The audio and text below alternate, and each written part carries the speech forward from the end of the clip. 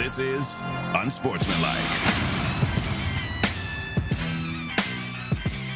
We are Unsportsmanlike here on ESPN Radio, ESPN2, along with Chris Canty, Evan Cohen with you. Smalls off today. We got more introspective comments yesterday from Joe Burrow. This is starting to get, I don't want to say concerning, CC, but curious. Maybe is curious a good word for what's happening here? What is? Let me play the comments and then give us a word for this because I am confused. Burrow was asked yesterday about not playing for the Cincinnati Bengals. Take a listen to what he had to say. Is there any world in your mind where you're not the quarterback of the Bengals next year? I can't see that, no. Have you ever thought about the possibility of not being the quarterback here during your career? Or you think about a lot of things. Okay. He doesn't see a possibility for him to not be the quarterback of the Bengals next year, but you think about a lot of things over the course of your career in terms of the possibility of playing elsewhere. I think that's probably commonplace.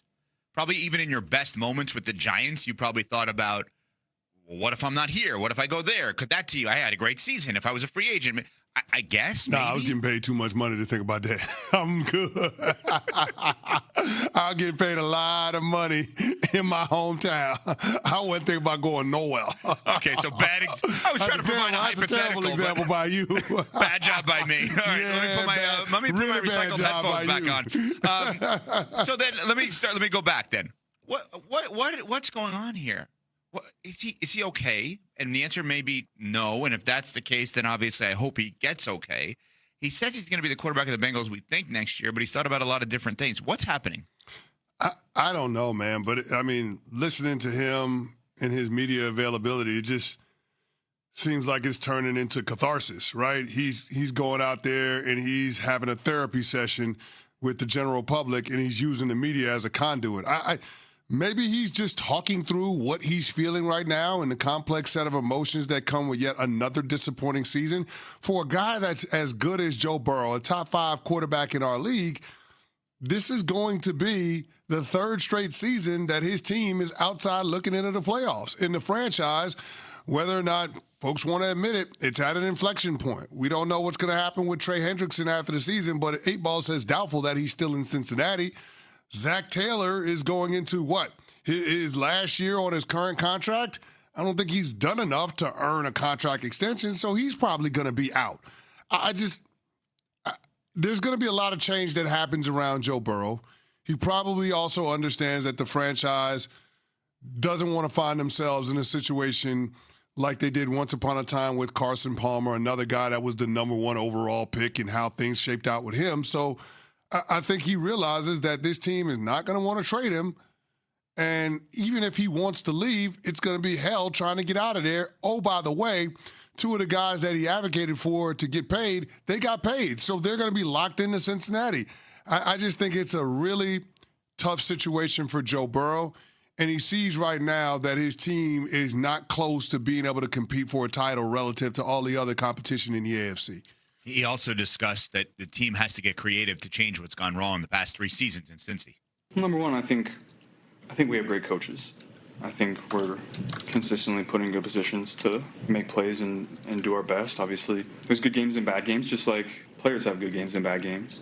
But I have a lot of confidence in everybody that's putting together the plans for us week in and week out. That's not to say that changes don't need to be made. I'm not saying personnel or people. I'm just saying, what we've been doing hasn't worked the last couple of years. So, we have to think outside the box and get creative about where we go from here.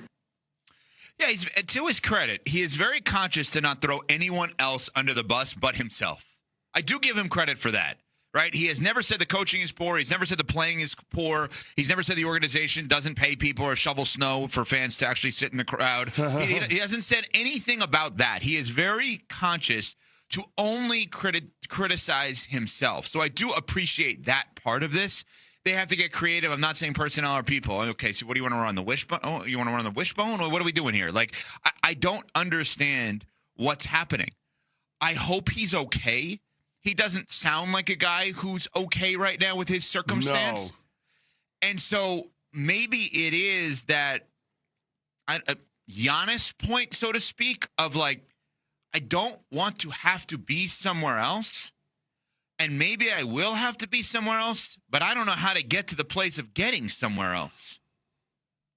Maybe it's that. Yeah, I mean, listen, I that might be it. Not being able to chart a path to get to exactly where he wants to go.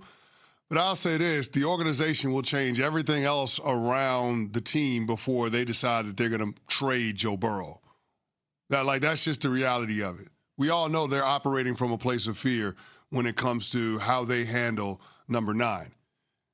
And I honestly think that the first step is moving on from Zach Taylor and trying to find a head coach that has a resume that Joe Burrow respects enough to defer to their opinion on how to build the football team so they can maximize what Joey B is bringing to the table. But now it's even more than that to me, CC. Because, again, what I'm I'm not saying that that's going to solve it. What I'm saying is I'm saying, that's but where you relative start. to Burrow. So there's a few things here. There's someone that he respects enough to defer to their decision-making around the roster. Check. We all agree on that, right? You can't the guys he wanted paid were his guys, and I understand that, but that doesn't mean that the team is going to be made better. But now, based on the last 2 weeks of media availability, there also needs to be that same person that you're talking about, whomever that person is, needs to be the one that says, Joe, if something is going on in your life, meeting with the media like this every week is not going to help. Like, we need to address what's going on in your life. That's the most important thing. And adding to it by way of the media is only going to be more annoying for you because people are just going to continue to reach out to you, make sure you're okay, ask a lot of questions, dig on things. We're in the media, so it's great for us. But now when it's real life stuff like this, he's giving us too much. Well, he which has is an to odd talk thing to he say. has to talk to the media, Ev. I know. Well, then I'm never gonna tell an athlete to stick to a sport. In this specific case, I do think sticking to the X's and O's is not the worst thing for him because all we're gonna do is gonna speculate about, are you okay? And I don't know that he wants that right now. I think that's pretty clear. He does not want that. But he's leaving that open. Cece, you played 11 years. What are we supposed to believe? There was never real life stuff that was more important than the X's and O's for you going on? Of course there was. And I understand you didn't play quarterback, but you were a team captain of a Super Bowl team. Yeah. People asked you questions. You probably never wanted to, especially here in New York or there in New York or Dallas, you never wanted to add fuel to the investigation of your life. Like, oh, what's going on with Canty? Oh, Canty said this. Let's go look into this. Yeah, I think the interesting part about what you're bringing up is that as a player, you're excited about football when something is not right in your personal life, right? You're even more motivated to get to the building because you have the opportunity to escape the real life stuff that's weighing on you. But when football no longer serves as an escape for football players, when, in between the white lines is no longer a sanctuary, that's when you have to question what the hell the organization is doing. And I think that's the part where Cincinnati, as an organization, has to try to solve for. You can't fix everything that's going on in Joe Burrow's life, but you can fix the football angle of it and make the building a place that he wants to show up at. And I think that's what they have to focus on. And the first step to that is firing Zach Taylor. I don't know too many coaches not coming off their first year that are able to survive double-digit loss seasons and multiple seasons outside looking into the playoffs. So that's the first step for Cincinnati. More on that to come.